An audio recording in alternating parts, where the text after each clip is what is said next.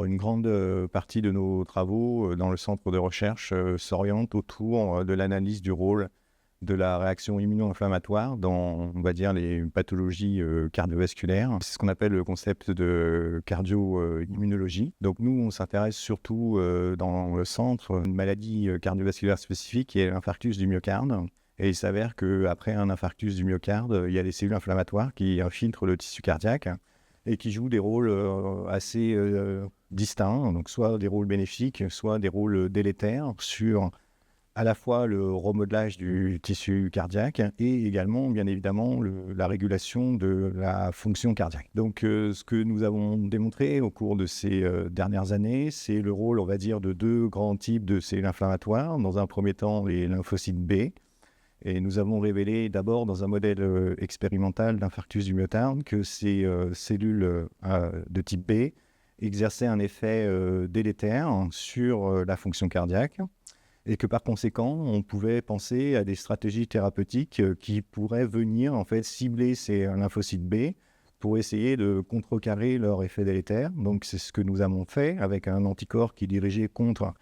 une protéine spécifique de ces lymphocytes B. On a démontré son efficacité d'abord dans des modèles animaux. On est en train de tester cette efficacité thérapeutique chez les patients dans des essais cliniques chez les patients après un infarctus aigu du myocarde. Le deuxième type de cellules inflammatoires auxquelles on s'est intéressé récemment, c'est des lymphocytes T qui sont dits cytotoxiques. Et là encore, on a révélé que ces lymphocytes T, en fait, par leur capacité à réguler, on va dire, la réaction inflammatoire, par leur capacité à moduler le remodelage cardiaque post-infarctus, eh bien,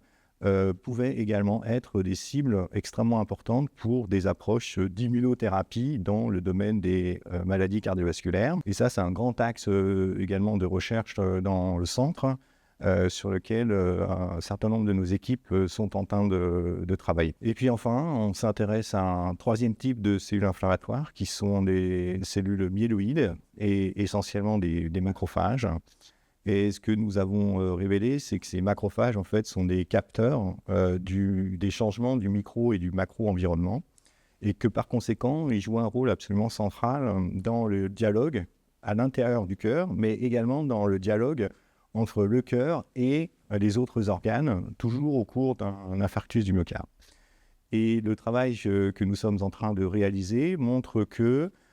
après un infarctus du myocarde, les cardiomyocytes qui sont impactés par la baisse de la pression partielle en oxygène eh bien, se mettent à relarguer des signaux qui sont des vésicules extracellulaires membranaires, donc c'est des vésicules de petite taille qui sont donc libérés par le cœur, libérés par les cardiomyocytes, qui vont d'abord agir sur les cellules cardiaques, mais également en fait à l'extérieur du tissu cardiaque, notamment au niveau de la rate. Et on a montré que ces vésicules en fait passent du cœur vers la rate, et au niveau de la rate, en fait, elles sont internalisées, elles ciblent des cellules spécifiques, qui sont également des macrophages qu'on trouve localisés dans la rate,